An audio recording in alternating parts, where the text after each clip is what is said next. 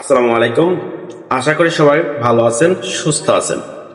তো আজকের ভিডিওতে আমি আপনাদের সঙ্গে যে বিষয়টা নিয়ে আলোচনা করতে যাচ্ছি সেটা হচ্ছে ইন্টারভিউ এর প্রস্তুতিতে আপনার জন্য কিছু কার্যকারী টিপস দিতে যাচ্ছি এই ভিডিওতে। আপনি যদি একজন চাকরি প্রার্থী হন বা আপনার সামনে যদি ইন্টারভিউ পরীক্ষা থাকে, সেক্ষেত্রে আপনি এই কার্যকারী টিপস গুলো ফলো করলে আপনার চাকরি হওয়ার সম্ভাবনা অনেক গুণ বেড়ে যাবে। তো টিপস নাম্বার 1 হচ্ছে আপনাকে গবেষণা করতে হবে। তো কি সম্পর্কে গবেষণা করবেন? আপনি ওই কোম্পানির প্রোডাক্ট বা ওই কোম্পানি সম্পর্কে গবেষণা করবেন। 2 নম্বরে আপনাকে যে বিষয়টা করতে হবে সেটা হচ্ছে সাধারণ প্রশ্নের উত্তর প্রস্তুত করতে হবে।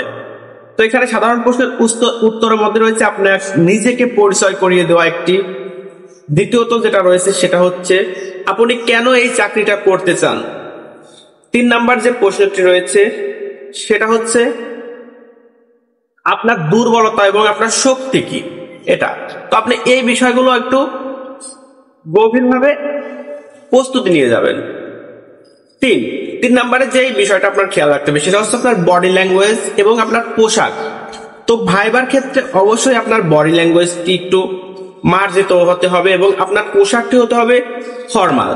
জাস্ট আপনি ফর্মাল একটা ড্রেস পরবেন, সেক্ষেত্রে আপনি কোনো কালারিং বা ঘুম ভাং ড্রেস করতে পারবেন না, সেক্ষেত্রে আপনাকে ফর্মাল ড্রেস পরতে হবে। 4 নম্বরে আপনাকে সময়ের প্রতি যত্নবান হতে হবে।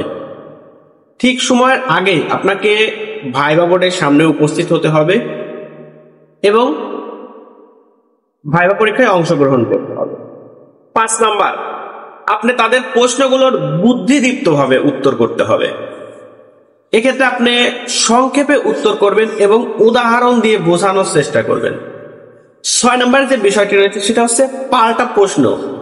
তো এক্ষেত্রে আপনি পাল্টা প্রশ্ন করবেন। ভাইবা বোর্ডে আপনি পাল্টা প্রশ্ন করতে পারেন, সেটা হচ্ছে ভাইবার শেষের দিকে আপনি যারা ভাইবা বোর্ডের ভাইবা নেবে তাদের সঙ্গে আপনি তাদেরকে বলতে পারেন যে আমি যে পোস্টটাতে বা যে পদটাতে ভাইবা দিচ্ছি সেই পদের উন্নতির সম্ভাবনা কতটুকু, আমি কিভাবে পদোন্নতি পেতে পারি বা কিভাবে আমার উন্নতি করতে পারি।